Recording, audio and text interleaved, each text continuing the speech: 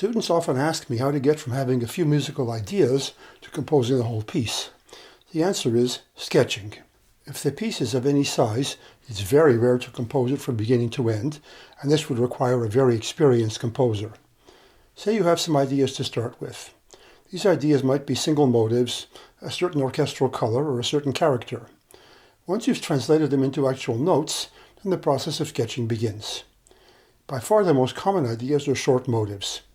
The first challenge is to explore their potential individually. Usually the first way to do this is to compose a single phrase with the motive, sticking to close motivic variants as discussed in my book. The first example here is a motive to be developed. Next, I've made a longer phrase out of it.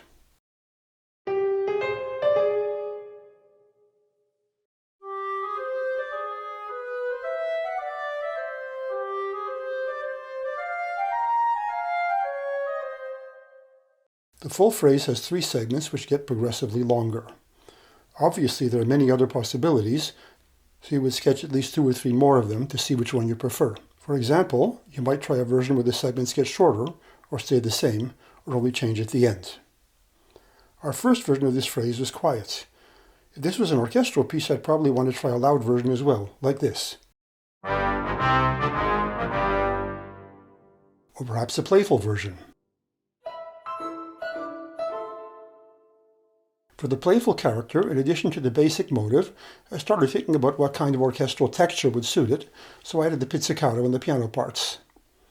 For the moment, I've only written the beginnings of these phrases, but the next step will be to take the ones I like and extend them. For a large piece, it would be a good idea to have even 7 or 8 versions of the longer phrases, or even whole sections. The orchestration might be included or not at this stage.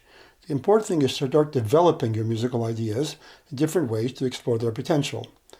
You'll probably not like all of them equally, but that's part of the sketching process. You want to have enough different versions to choose the best ones. Here's a slower, more melancholic version of the first phrase for oboe and clarinet.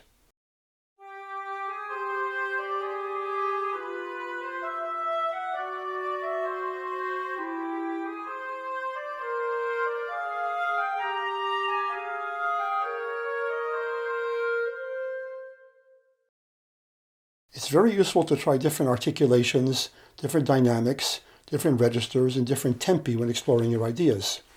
Some of these versions may be useless, but others will inspire you to explore musical characters you may not have thought of. Since so much of musical character doesn't only come from the pitches, but also from tempo, register, timbre, articulation, just exploring these variants will often add a lot of useful material to the eventual piece. Obviously, the longer the intended piece, the more of these varieties you'll need. By this point, you should have several pages of possible continuations and several different musical characters. Some of these will eventually turn into sections in the final piece, but the final decision can't be made yet. Now, in a piece of any length, you're going to need contrasting ideas. Here's an example of an idea that contrasts with our first one. Note that I've deliberately placed it in another register and timbre.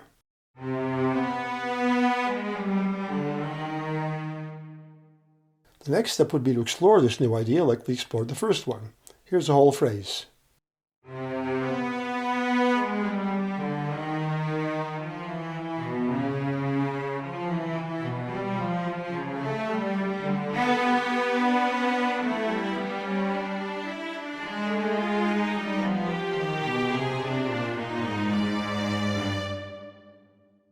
Notice that I've created a more contrapuntal texture with it. Texture is another invention of music that has enormous effect on the character, so it's worthwhile to explore the same idea but in different textures. For example, here's the same phrase in a quiet dynamic in a more homophonic texture.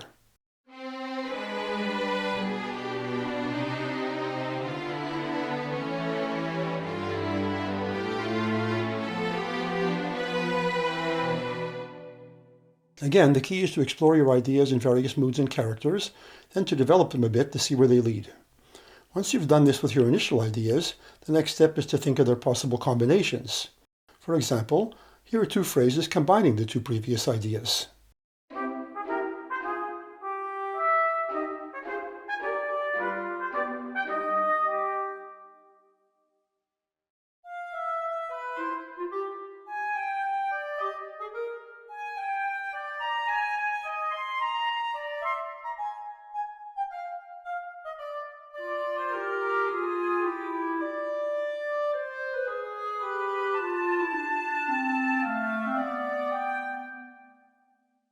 Note that I haven't used the entire ideas, just fragments from each. In the second example, the combination evolves, so that the first staccato idea gradually becomes legato. In other words, the character of one idea starts to influence the other one. As the combination goes on, the individual ideas can evolve, getting longer, shorter, changing character, and so on. Another way to explore the combined ideas is as a confrontation.